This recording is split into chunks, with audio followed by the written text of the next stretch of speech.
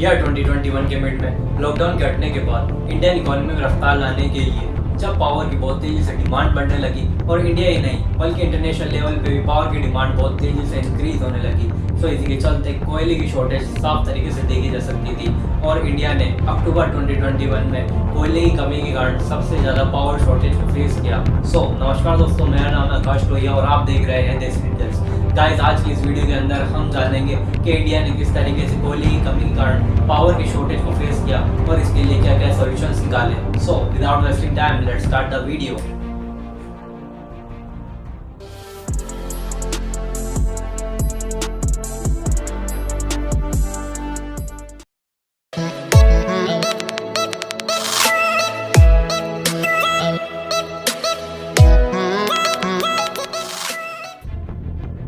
The imbalance of coal can be easily seen in different states of India due to the more demand and short supply of coal.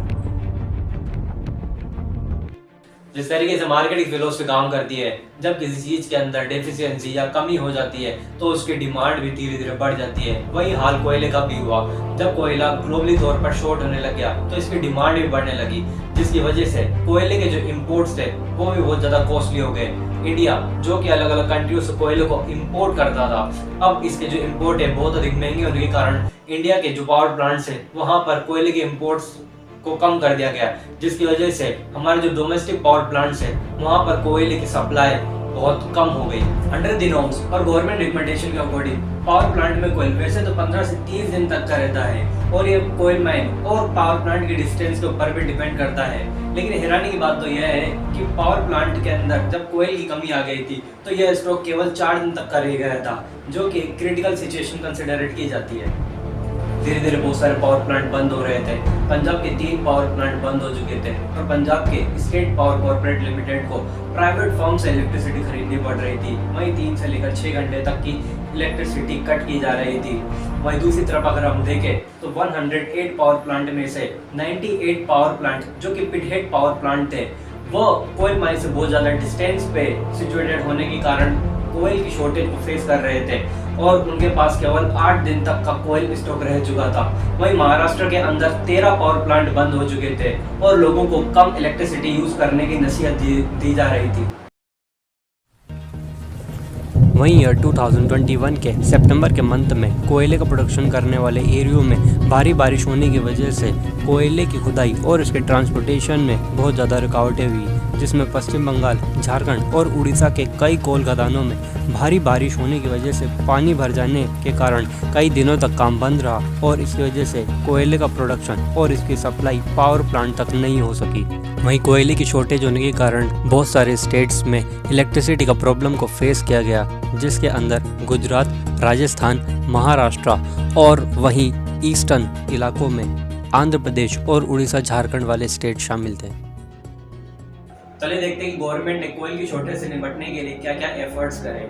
Government सबसे पहले इसके लिए एक inter ministerial team का गठन किया, जिसके अंदर पावर और रेलवे के मिनिस्टर्स, कोल इंडिया लिमिटेड और सेंट्रल इलेक्ट्रिसिटी अथॉरिटी के ऑफिशियल शामिल थे, जो कि पावर प्लांट तक कोयले की सप्लाई को मॉनिटर कर रहे थे। सरकार ने ऐसे पावर प्लांट जिनके पास खुद की कोयले की खदानें थी उन्हें अधिक से अधिक कोयले का प्रोडक्शन करने के लिए कहा, ताकि वे कम से कम अपनी कोयले की डिमांड को पूरा कर सके। इसी के साथ ही कोयलों की खदानों से पावर प्लांट तक कोयले की आपूर्ति के लिए रैक्स की संख्या को बढ़ाया गया, जिसमें 263 रैक्स को कोयलों की खदानों से पावर प्लांट तक भेजा गया और यह भी एक्सपेक्ट किया जा रहा था कि गवर्नमेंट इन रैक्स की संख्या को इंक्रीज करेगी।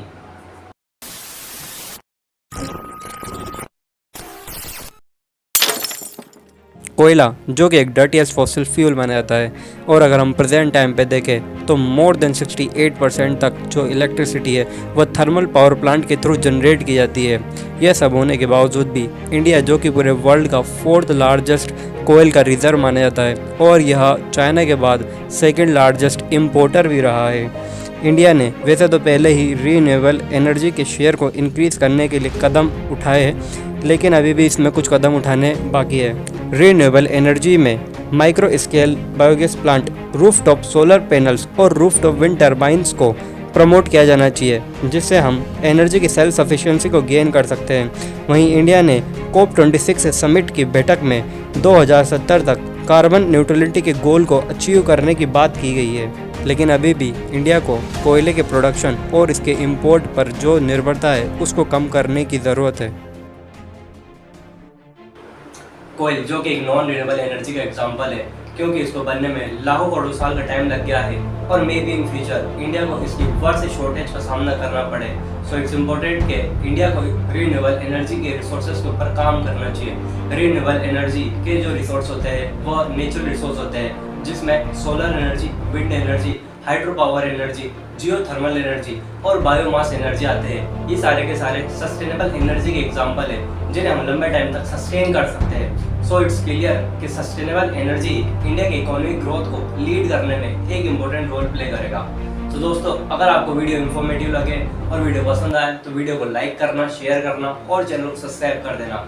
मिलते हैं आपसे अगली नेक्स्ट वीडियो में, तब तक के लिए देखते रहिए देसी डिटेल्स।